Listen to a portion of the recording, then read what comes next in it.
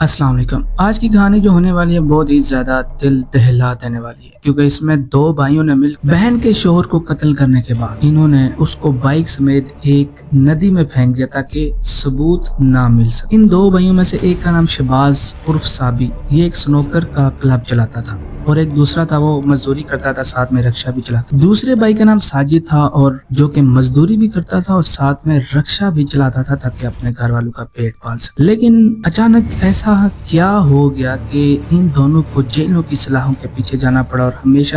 کے لیے عمر قید کا سامنا کرنا پڑا۔ تو جانتے ہیں اس ویڈیو میں ہوتا کچھ یوں ہے کہ انہی کی ایک چھوٹی بہن، اس کی بیٹی کی برتھ ڈے ہوتی ہے، اور اس کی جو بڑی بہن ہے جس کے شوہر کو انہوں نے قتل کیا، وہ اور اس کی بڑی بہن دونوں ان کے گھر میں آتے ہیں، لڑائی ہوتی ہے، اور وہ اس کی جو بڑی بہن ہے جس کے شوہر کو انہوں نے قتل کیا، وہ اس کی چھوٹی بہن کے گھر میں چلی جاتی ہے کیونکہ اس کی بیٹی کی برتھ ڈے ہوتی ہے۔ لیکن گھر میں اکیلا ہونے کے باوجود یہ دو بھائی ساجد اور شہباز یہ گھر میں ہوتے ہیں۔ اچانک ان کی لڑائی اس بات پہ ہوتی ہے کیونکہ ان کا جو بہنوئی تھا وہ ان کی بہن کو بہت مارا اور بھائیوں سے اپنے بہنوئی کی مار برداشت نہیں، اور انہوں نے غصے میں آ کے اس کو قتل کس طرح کیا؟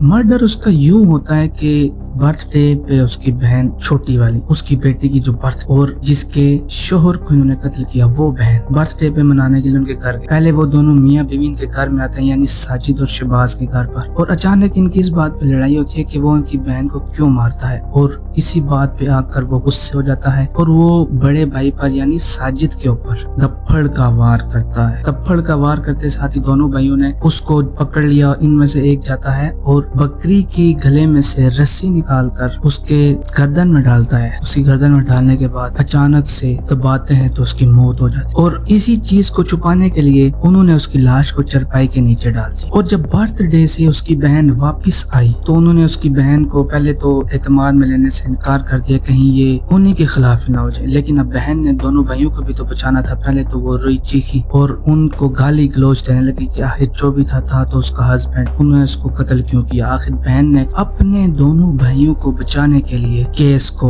وہیں پر کلوز کر دیا، اور کچھ ہی ٹائم بعد اس کی دوسری جگہ پہ شادی کر دی گئی، اور بہنوں کے ساتھ یعنی اس بہن کے ساتھ مل کر انہی دونوں بھائیوں نے اس کی لاش کو اس کے بائک سمیت ایک ندی کے اندر گرا دیا تاکہ ان کے ثبوت نہ مل سکے۔ اور جب ان کو لاش ملتی ہے اور وہ جب اس کا پولیس کے اندر پوسٹ مارٹم کے لیے اس کو پولیس اس لاش کو لے کر جاتی، تو کیا ہوتا ہے کہ اس ہسبینڈ کے لواحقین وہاں پر اس کے گھر والے، اس کے رشتہ دار آتے ہیں، وہ بھی کہتے ہیں کہ آپ کو بھی نہیں پتا، ہمیں بھی نہیں پتا اس کو کس نے مارا ہے، ہم کیس کو رفع دفع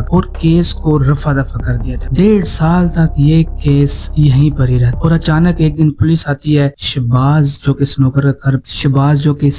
کا کلب چلاتا تھا، عرف صابی، اس کی کلب کے اندر پولیس آتی ہے اور اچانک سے اس کو پکڑ کے لے جاتی ہے، اور تفتیش میں وہ یہ بتاتا ہے کہ اسی نے ان دونوں بھائیوں نے مل اپنے بہنوئی کو قتل کیا تھا۔